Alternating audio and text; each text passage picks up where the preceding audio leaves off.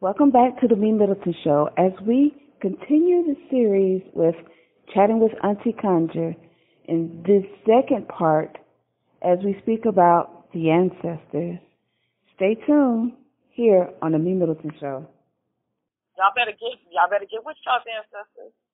Y'all better revere them, make a place for them. I don't care if you try to be incognito with it and just have a glass of water and some flowers in a picture. Oh, I just left that glass of water there. I forgot it was there. And keep it moving if somebody asks. But you need to venerate these ancestors because these ancestors are who really give a damn about us and who will have your back.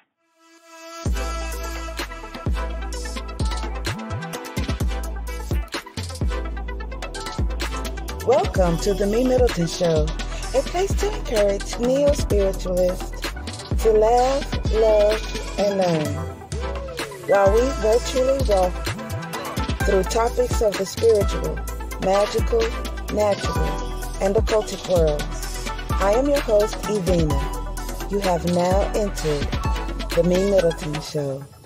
In front, inside, and top and bottom. For the ones that actually give a fuck about you, because we got to remember there's some that don't like you. Remember, I had just put that episode out. There's some ones that motherfuckers don't give a fuck about you. That's true. I already went through the intricacies about that. Yes. We'll talk about that later. Yes, ma'am.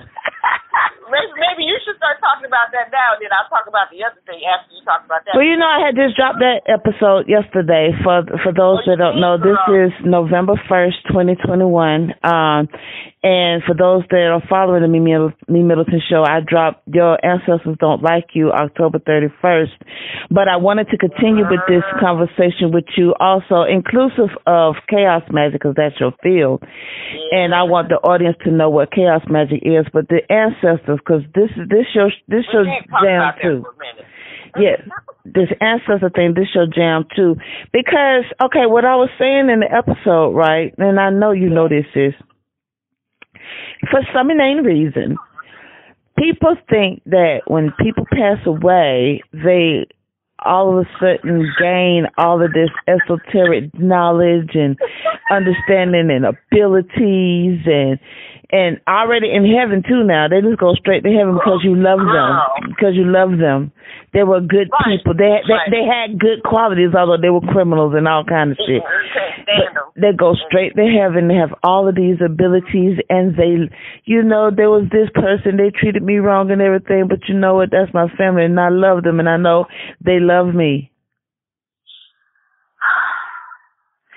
You know, I give this example. I had given this example to a client the other day. She's like, she then went and set up her ancestor altar. Didn't talk to me about it, just sending me these pictures. And I'm like, what the fuck? And so I said to her, now, you did call those ancestors who love you, are there for your own good, who are healed, benevolent, ascended, and on your team and there to help you win. She said, no, I just called my ancestors. I said, oh, you just called your ancestors? Sound like me. You just called your ancestors. Well, don't do that. Because then you tell me that your mama's sister couldn't stand her and tried to stab her. Ooh. So you calling all of them, so you got her, your auntie that couldn't stand your mama, and then you look just like your mama. Ooh. So you called on this lady and giving her water and food and her favorite, what'd she say her favorite cheesecake, pineapple cheesecake or some shit. Really? And so you think just because she's deceased now, that she's going to be on your team. Right. That part right there. Like a complete idiot. Like, you know, to me, there's common spiritual sense. But I do understand, and I'm not putting nobody down because everybody is on their page, on their own path, on their own journey. Mm-hmm. For me, I have a lot of spiritual common sense coming into this.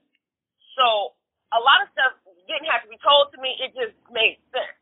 Right. But some people, even with dealing with your ancestors, you need to be talking to somebody else and communicating with them on how to go about this thing. I was telling sis earlier today, I had, after Halloween, you can come up with all the cute shit, right? Especially when it comes to venerating ancestors. So, and other things too. So I had gotten these two Getty light candles. It was a bridal set, a male, and the female with her bridal gown on. And I'm like, oh, I'm sure my daughter was with me. I got them at Pier 1. This was a few years ago. Well, not a few years ago, like maybe like 2014, actually, the year my mother died. So I'm just like feeling it. I've been working with Santissima Muerte, and I had just come from being very, very damn near dead sick myself. It never fails. Every time somebody crosses over, I get real, real sick, but then I bounce back. It's just one of them things. It's just wow. Okay. Oh yeah. Okay. Yeah. Oh yeah. Okay. Go ahead. Yeah. So I find these candles, and I'm like, great. I'm going to put these on my ancestor oil altar, and they are going to embody the female bloodline, my matriarchal and patriarchal, and then because they were all married, my parents were married, all my grandparents were married, all that, so it's like, okay, this is perfect. I was so excited. And when I was doing it, I'm hearing murmuring. I don't like that motherfucker. I never could stand this cheating ass. I'm hearing all of this shit going on, and I'm I'm healing. I'm going to heal this for y'all. We're going to heal this situation right now. You are crazy.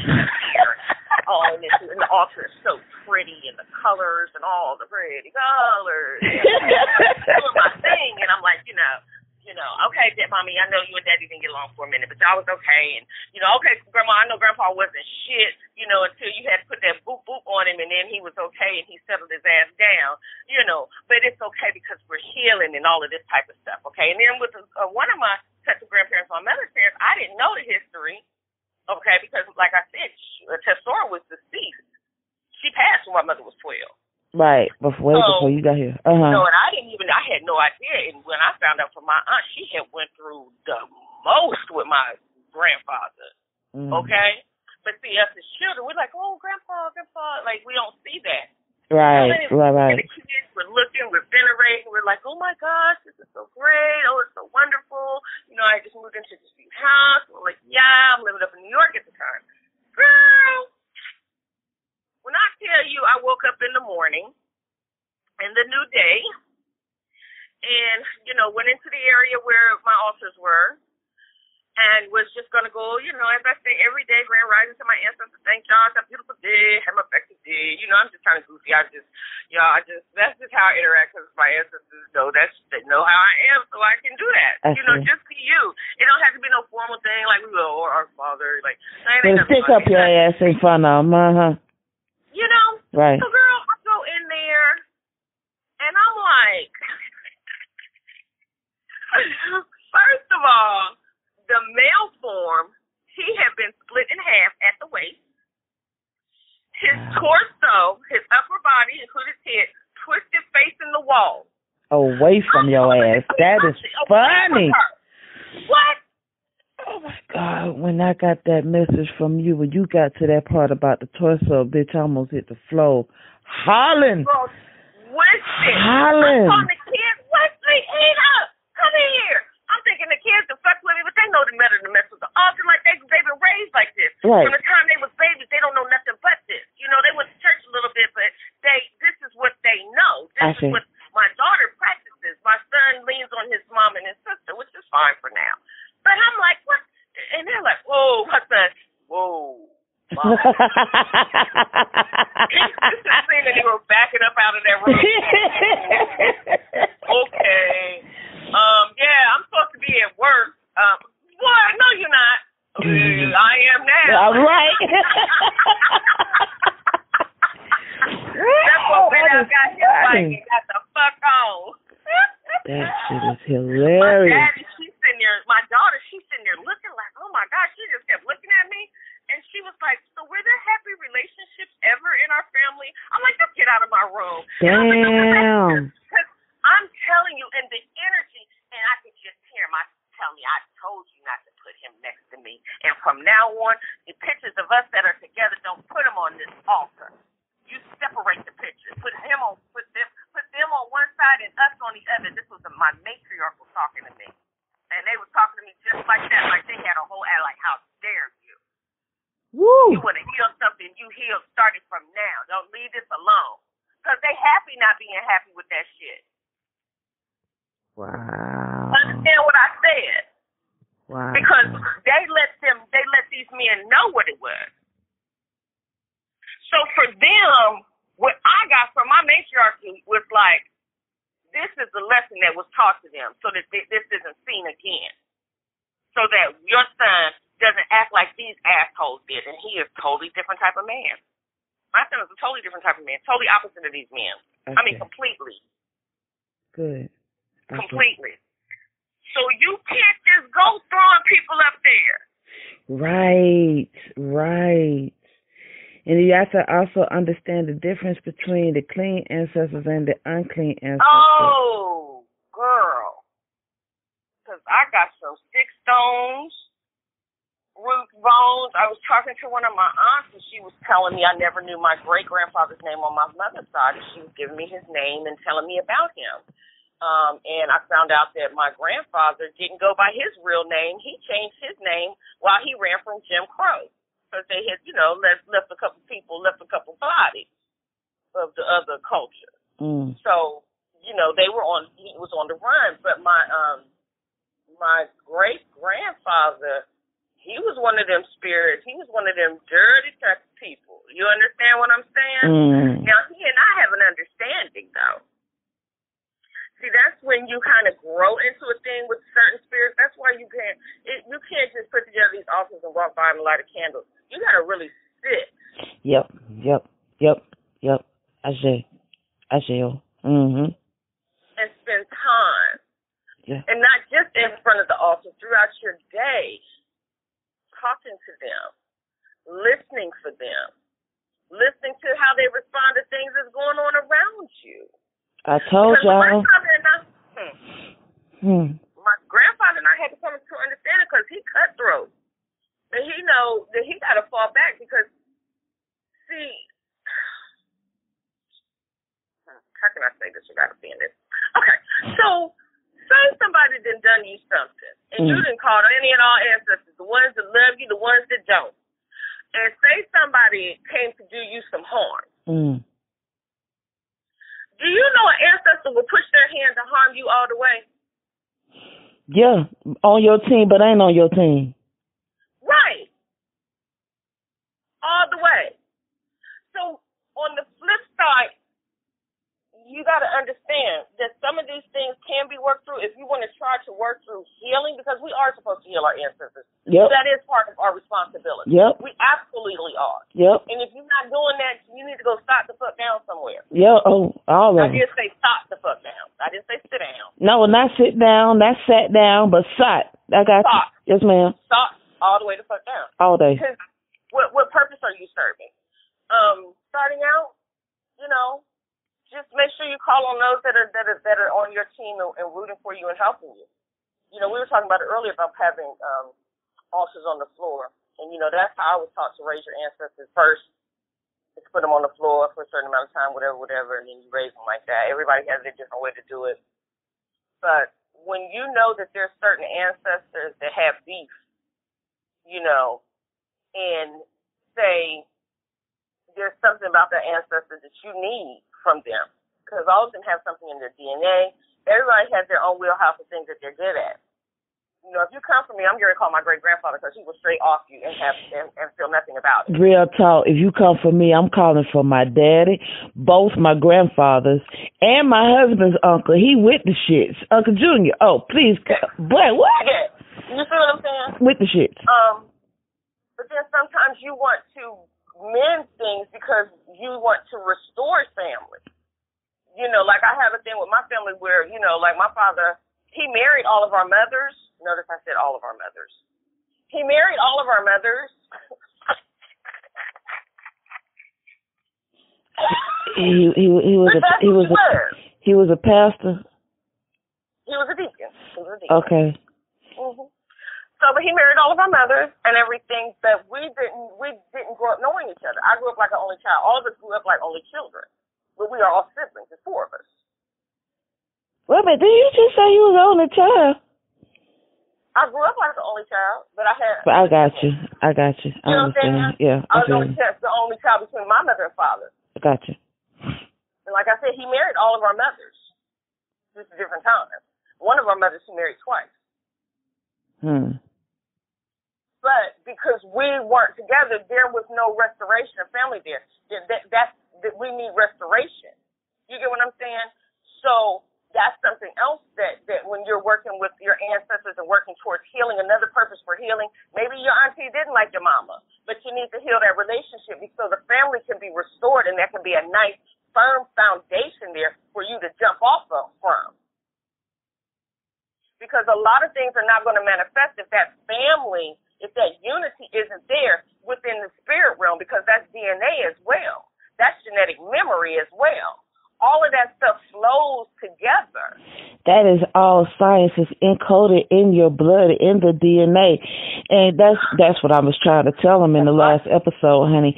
So what is your thoughts about not mixed breeding as so far as race, but like, you know, the whole scenario with the Romeo and Juliet situation?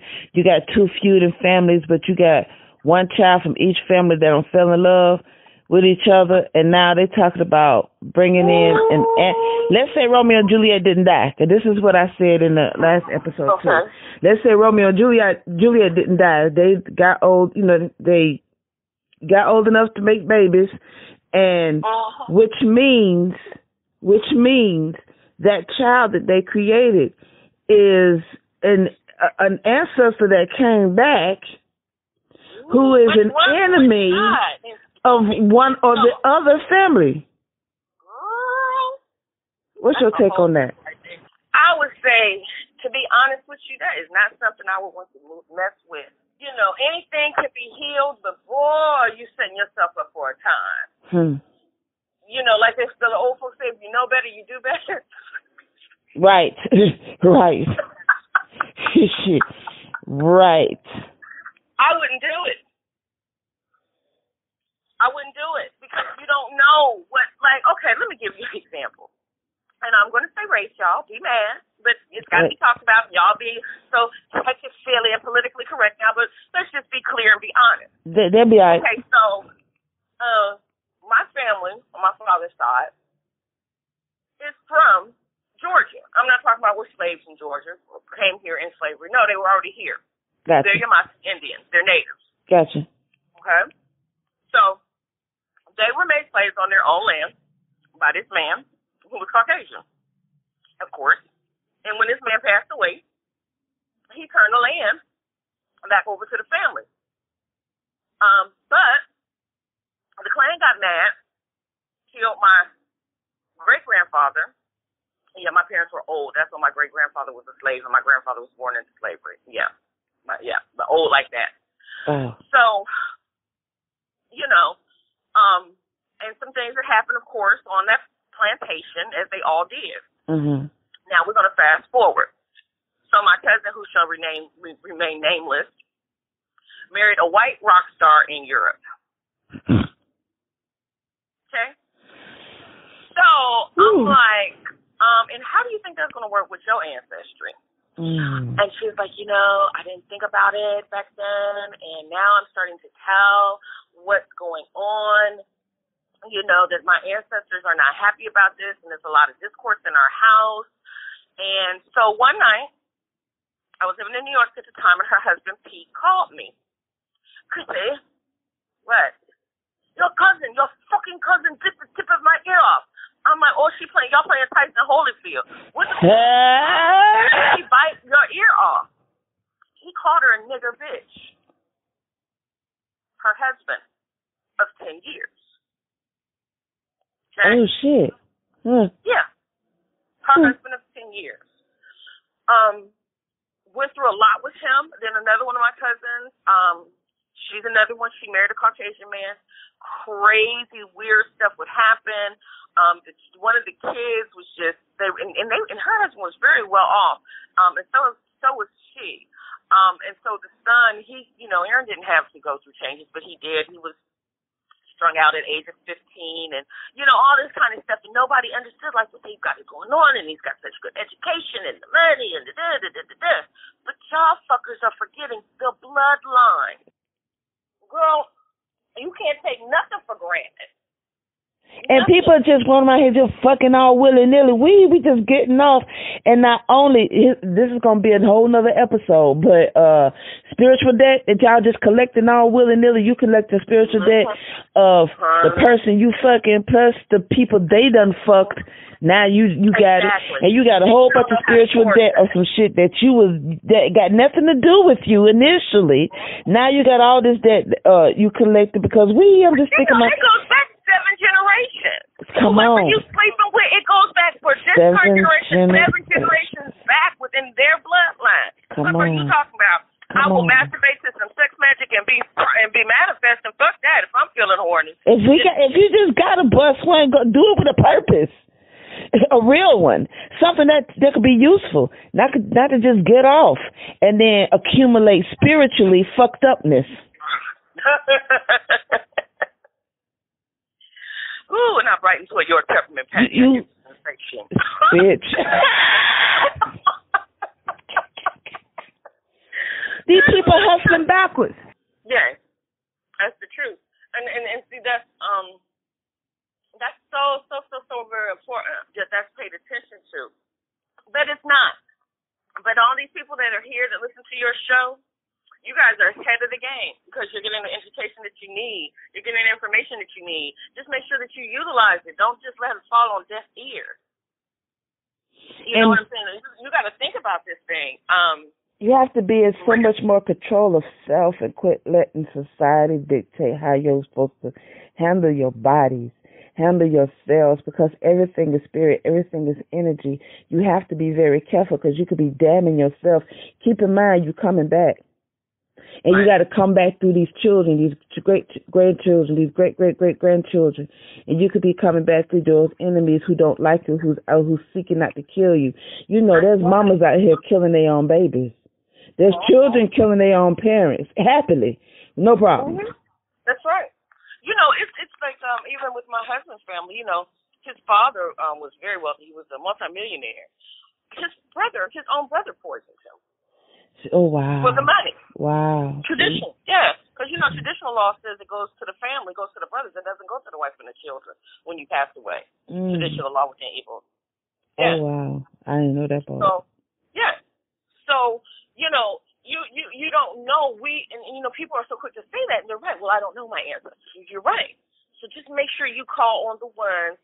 I used to say when I first started dealing with my ancestors, those who love me, who care about me, and only want the best for me. I'll see. The rest of y'all are dismissed. I see. Just keep it that simple. Like they say, keep it simple, stupid. Keep it simple. I could give you ancestor, not AP, that's too high. You know, like how you go to school, you got the beginner level, and then you go to the next level. So you got Ancestor 101. I got you a tidbit of 201. So just because you have an ancestor that don't like you, there is a way. I know some of these loopholes. There is a way that just because they don't like you, don't mean that they can't work for you. For you, that's right. Because there's some ancestors that don't like you that won't be on your team being on your team. We just established that. But there is a way that you can get, just because they don't like you doesn't mean that they're not clean. They're clean. They could be clean ancestors but just don't like you. They just don't like you. And they could work for you. There's a way to get them to work for you. That's on a whole nother level. If you want to know some more information about that, you can hit me up, and you know to go to www.helpbyevina.com. You can leave a message, or you could go to memiddleton@gmail.com, and you can hit me up. This concludes part 2 with the interview with Auntie Conjure as we complete our discussion about the ancestors. In part 3, we will discuss chaos magic. Did you enjoy? Ooh, I hope you did. Did you learn anything?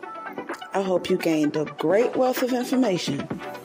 Did this episode leave you with questions? I hope you got plenty of those too. Send your questions to memiddleton@gmail.com. You never know, your question just might be the next topic on the Me Middleton Show.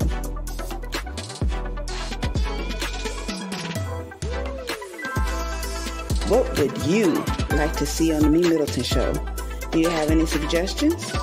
Send them over to memiddleton@gmail.com, and I will be super happy to read your suggestions.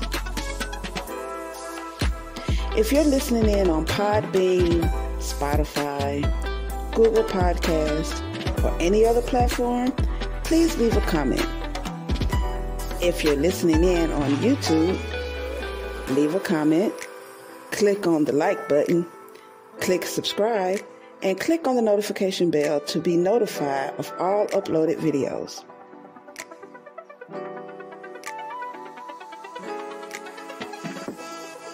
Check out my website at www.helpbyevena.com. That's HELPBYEVENAH.com. View merchandise, get a consultation, and listen to all episodes of The Me Middleton Show. And remember, proper prior planning practically promotes persistent productivity and proud, pristine performances. Now, go practice your craft and perform. Until next time.